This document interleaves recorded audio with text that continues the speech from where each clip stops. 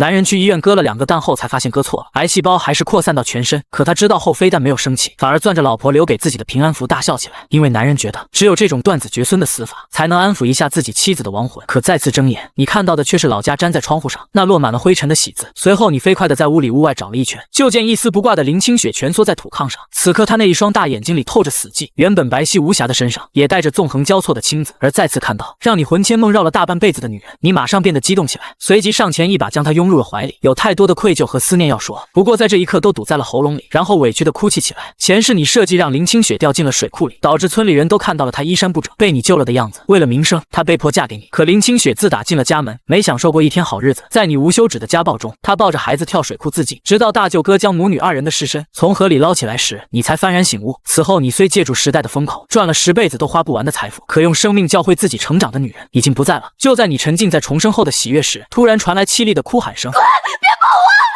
此刻看着林清雪浑身哆嗦的样子，你才想起这回林清雪是从娘家借钱给孩子买米糊，却被你抢走拿去买酒喝，更是喝醉回家后在床上粗暴地折磨她。想到这，你扬手狠狠地抽了自己10几个大嘴巴子，很快血顺着嘴角流了下来。林清雪静静看着你的举动，忍不住讽刺一笑。她已经记不清这是多少回了，毕竟每次酒醒后你都会下跪求原谅。可过不了2天，你的拳脚会再次落在林清雪的身上，她可以屈辱地忍受你在床上的折磨，但却忍受不了娃娃饿得没东西吃，娃娃虚弱的啼哭声，引得林清雪漂亮的凤眸中有了一丝生机。她慌乱地披上衣服抱起女儿，只是因为林清雪长期营养不良，导致吸不出奶水的小家伙又嗷嗷大哭了起来，而女儿的哭声也将你惊醒，立即下床捡起地上的衣服，媳妇你等着，我这就去给咱妞弄点吃的。说着，你迈着大长腿往村头的小卖部跑去。小卖部的老黄头看到你后，呲着大黄牙问道：这次要啥酒？黄老叔，赊去点米糊成不？钱明天就给你。老黄头听你又要赊账，打量起你脸上红肿的巴掌印，什么话也没说，从货架上给你拿了袋米糊。你感激的道了谢后，匆匆往家里赶。等来到屋内，见到自己老婆还是出门时那样，你心里再次忍不住一阵绞痛。媳妇儿，米糊买回来了。听到你的话，林清雪顿时警惕了起来，苍白的小脸上满是惊恐。我警告你，不准买我女儿，否则我诅咒你赵家断子绝孙！看到这一幕，你将愣在原地，依稀记得好像是有这么一回事。原本你是想把女儿卖给镇里的一家夫妇，换钱买酒喝，自己都干了些什么混蛋事，难怪前世会死于睾丸癌，真是活该。于是你将手里的米糊放在破旧的小床上，我发誓绝不会买咱妞的，明天我就去镇上找活干。说完，你就转身走了出去。来到外面，你狠狠地又抽了自己几个大嘴巴子。如果没记错的话，林清雪就是在这个月抱着女儿跳了水库。一想到这里，你就浑身战栗。眼看天色已晚，家里已经断粮。20分钟后，你来到后山的山脚下，随即抽出裤衩子上的松紧带，做了个弹弓。啪！你打出一颗石子，一只斑鸠扇动翅膀飞起来。上辈子你发达之后，就爱上了射击这项运动，也玩过一段时间的弹弓。蹲在草地里小半天，总算是拿网兜照了只山鸡，又用弹弓打了几只斑鸠。斑鸠很小，4只加起来也不过1-2斤，倒是那只山鸡有5斤那么肥。你把这些东西拿藤条绑起来挂在树枝上，准备挑着回家时，却突然发现背后一倾，东西不见了。你顿时吓出一身绿毛汗，这是碰见鬼了。忽然你看见挂在胸口的平安符有光闪过，这是前世媳妇一直贴身带着的东西，不是玉石也不是塑料，直到她跳河自杀才摘下来，扔在了水库边上。等你仔细看，护身符的光又不见了，便忍不住伸手去摸了摸。下一秒，你进入了一个空间，只看面积的话，还没有你的病房大。反复试验几次后，你才明白，捏着护身符就能进去，脑子里想出去就能出去了。有了这金手指，你便能在这一世东山再起。回家的路上，很多人家都用上了电，自己家还点着洋油灯。自然灾害最苦那几年都过去了，居然还能吃了上顿没下顿。你拎着东西直接进了厨房，在天完全黑下来后，你端着一大海碗的斑鸠汤进了堂屋。青青，吃饭了，我做了斑鸠汤给你下奶。连喊3遍，林清雪才缓缓从里屋走出来。瞧见桌上大海碗里盛着的斑鸠汤时，她并未急着靠近，只是站在原地，眼神中满是恨意。此刻你看着自己媳妇一身补丁的穿着，心里又泛起一阵酸楚。在这个物质匮乏的年代，林清雪的容貌却显得格外出众，可自己就是个混球，把人家搞到手又不珍惜。眼下见她满心戒备，虽渴望跟她坐下来同桌共食，但也明白自己在这里，她肯定是不会动筷子的。我去厨房吃。说完，你转身走了出去，而林清雪僵立在原地，望着那装满斑鸠肉汤的大海碗，心中涌起了不真实的感觉。这是在做梦吧？还是说这是断头饭？以往家里但凡有口吃的，你都紧着自己吃饱，而他只能喝点刷锅水。所以此刻虽然饥肠辘辘，但林清雪不敢轻易下口，直到走出屋门，见你蹲在窗户下喝汤，厨房门口上还挂着一只大野鸡，猜测你应该是上山打野货去了。林清雪这才掉头回了堂屋，端起碗吃了起来。等吃完饭后，你又在自己老婆警惕的目光下包揽了碗筷清洗工作。自己之前是个懒汉，这可能是在这个家第一次正儿八经的干家务。忙完这些，想到白天自己干的混蛋事，便又去烧了一锅热水端进屋。青青，你用这水擦擦身子。说完放下盆子，转身匆匆离去。坐在门口过了许久，屋内才传来细微的哗哗水声，而你则是抬头仰望星空，盘算着明天得找个挣钱的门路，尽快改善一下家里的这种状况。现在已经入秋，冬天零下20度的气温滴水成冰，老婆跟孩子都需要添置棉衣，否则这个冬天老婆和孩子可抗不过去。听到水声停止后，你才起身走进屋内，见你突然出现，吓得林清雪侧身连连往后躲。你别过来！看到这一幕，你暗骂自己之前太畜生，也清楚他的心结一时半会解不开，于是你语气温和地提醒着媳妇儿，我只是进来端水出去。说完，你端起地上的水，迈步往外走去。林清雪也不理会你，见你一出门便迅速穿好了衣服。院子里，你就着老婆用过的热水，简单冲洗了一下。毕竟为了补那几只斑鸠，你在草丛里趴了许久。洗完后，你便在门槛上坐了下来，回想着前世的经历。有段时间，几个外地人总想进山采东西，他们怕迷路，找到了无所事事的你带路。当时的自己，全当这几个城里人吃饱了撑的没事干，见多了他们的操作，也知道怎么采那些野石斛。现在自己完全可以去挖来售卖。想到这，你瞬间来了精神，绑了个火把，准备好了一些不算专业的工具，便冲屋里说道：晴晴，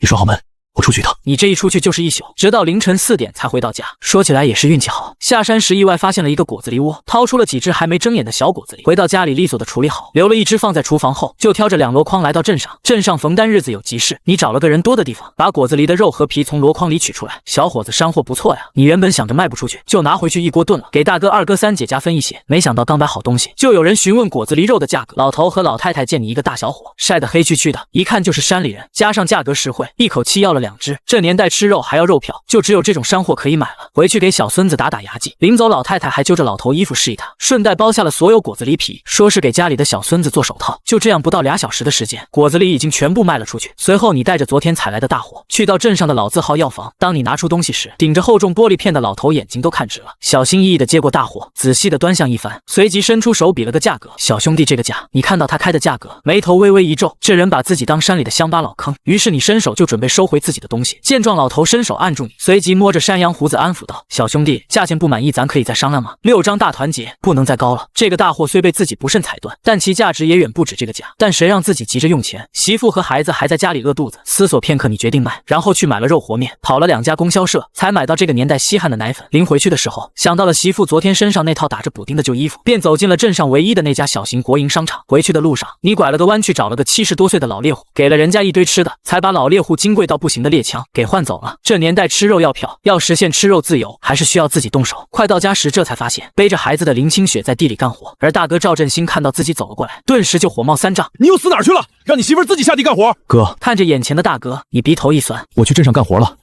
顺便买了点肉和面回来，晚上你带嫂子跟孩子来家里吃饭。听到这话，大哥用怀疑的目光将你上下打量了一番，瞧着裤腿子上的泥点子，又看了看箩筐里装的满当当的。你嫂子中午才蒸了一锅玉米面馒头，待会儿让恁媳妇拿回去几个，我们就不过去吃了。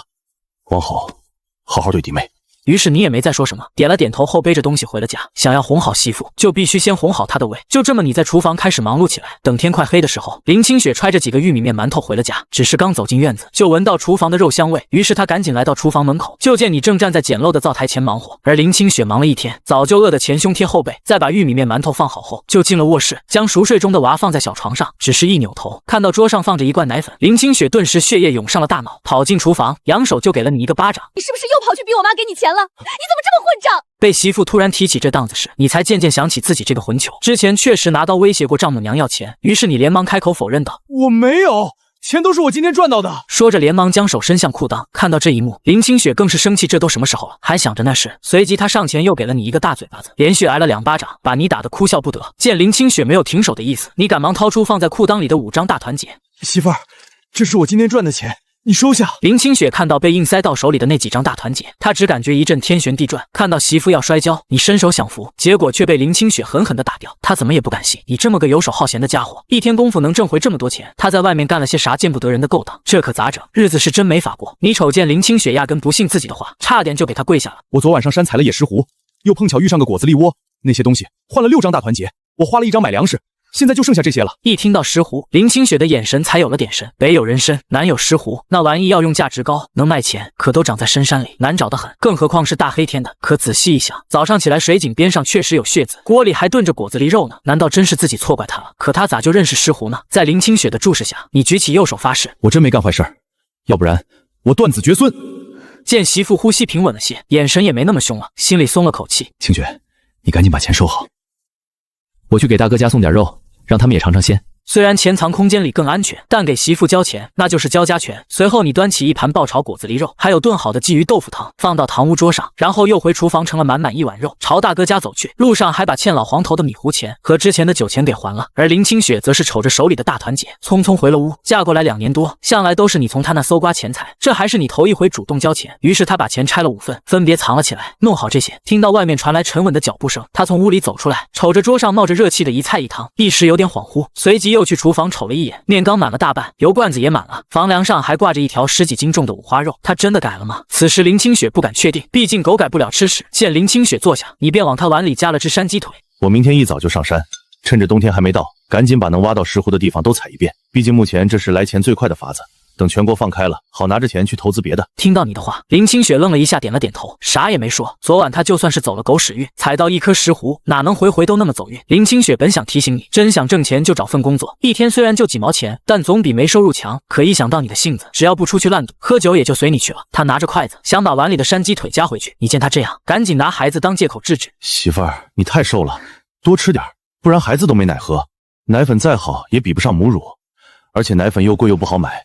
这叫鲫鱼豆腐汤，喝了下奶。这话惹得林清雪瞪了你一眼，握着筷子的手骨节泛白，但也没再拒绝。今天你折腾了一天一夜，又困又累，家里的生计问题总算解决了。填饱肚子后，便直接说道：“媳妇儿，我先睡了。”说着起身弯腰进了里屋，倒头就睡着了。等林清雪洗完碗筷回屋，看到地上你脱掉的衣服，眉头一皱，然后捡起来，趁着月色把衣服洗了。忙完后，她拖着疲惫的身体回了卧室，脚下一不留神踢到了箩筐。林清雪拾起来一看，竟是一套崭新的女人衣服和3套婴儿穿的小衣服。于是她盯着已沉睡的你看了好一会，这个人她有点看不懂了。你这一觉睡的那叫一个昏天暗地，夜里头闺女醒了2回，愣是没把你给闹醒，一直到清早你才迷迷糊糊的睁开了眼，翻过身瞅见林清雪蜷缩着身体背对着自己。此时她只穿了件破旧的小背心，看得你直冒唾沫星子。毕竟上辈子林清雪死后自己再未找过女人，于是伸手把人揽入怀中，这一切就跟做梦似的，那么不真实。刚想低头亲一口时，怀里的媳妇身子突然就僵了，明显很抗拒自己的接触。于是你强压下心中的苦涩，翻身下了床。这段时间只能先委屈一下，从晾衣绳上取下洗干净的衣服，你也顾不上没干，就麻溜的套上，然后蹑手蹑脚的将箩筐里的东西拿出来放在桌上。这时候床上的林清雪坐了起来，冷脸冲着你说：“你要是真的想改，就找个活干，只要肯出力，1个月也有10几块钱，咱家日子也能过得去。”听到媳妇主动跟自己说话，你心中一喜，知道是林清雪在为自己考虑。可老天给了你重活一世的机会，自己必须得在全面放开的时候攒够启动资金。上一世他们母女走后，你宛如丧家犬似的在外面流浪了一些日子，后来遇见了贵人，才有机会在国营商店做服务生。因为嘴甜会说话，渐渐被提拔做了经理，也因此才有机会跨阶层接触那些大人物。这辈子自己要靠着双手尽快挣到第一桶金，所以打猎采石斛是现在最快的挣钱方式。更关键的是，自己现在拥有上辈子的记忆，知道在哪些地方有石斛，这么好的机会你怎么可能放过？只是目前不知道怎么跟媳妇解释，为啥要坚持上山采石斛。林清雪见你迟迟不吭声，知道这人驴脾气上来了，索性拉起被子又躺下。厨房灶台的锅里还有给你留的玉米面馒头。听到他的话，你剑眉一挑，脸上满是掩不住的喜，随即来到床前，在林清雪的脸蛋上亲了一口。媳妇，我昨天跟咱大哥讲好了，你今天不用去给他们搭把手了，厨房的猪肉得空了，就给俺丈母娘送一半过去。而林清雪见你靠近，以为惹恼了你，又要动手打自己，可没想到竟被你给偷袭了。你说了些啥也没听清，也没瞅见，你走之前还亲了闺女一口。等她回过神，你早就没影了。昏暗的屋子里就剩下她和睡在小床上的闺女。虽然天还早着，可她翻过来覆过去，愣是再也睡不着了，就这么在床上躺到太阳晒屁股。就听到外面有人拍门：“二嫂，这么早过来，有事吗？”刘桂华眼珠子滴溜的往厨房内打转，笑的那叫一个是快。老四媳妇，我听大嫂说，昨晚你家吃肉了，你们家老四是不是赌钱赢大发了？说着也不等回话，脚丫子就跟长了眼睛似的，直往厨房门口摸。乖乖呀，这老四该不会去偷去抢了吧？这么大块肉得花多少钱呢？他家可是有小半年都没见过荤腥了，孩子闹了好几天都没舍得买，好不容易把眼睛拔出来，可又瞟见黑漆漆的墙上竟然还挂着半只山鸡，他顿时就不淡定了。老四家的，你可得看好你家男人，赌博搞不好还要去劳教。林清雪听他这么说，脸色一点点低沉了下来。二嫂，你说这得啥话？要是犯法，自然有公安逮他，不用二嫂你操这份闲心。刘桂华还想再说啥，可眼珠子咕噜一转，像是想到了什么，把到了嘴边的话又咽了回去。你也别恼，二嫂，我这不也是担心咱家老四吗？我家那口子跟他可是亲兄弟，我家小宝闹着想吃肉都馋哭了，你看能不能先借5斤肉给我，回头我让你二哥给你们送钱来。这2年多的相处下来，林清雪心里跟明镜似的，早摸透了这个二嫂是个什么货色，东西进了他家就是肉包子打狗，这一张口就是5斤肉，别说自己不敢做主借给他，就算是有当家权也不可能，这么大事我做不了主。二嫂，你等老四回来跟他说吧。说着走过去把厨房门门给拴上了。刘桂华见他这副样子，心里十分不痛快。那行，等老四回来，你记得跟他说，把肉帮我送家里。扭身走的时候，刘桂华脸上的笑挂不住了。这边山上眼瞅着快晌午了，你靠着前世那点记忆，费了好一番功夫，才寻见一株野石斛。有了昨天抹黑的经验，等石斛露出大半个根系时，也已经到了。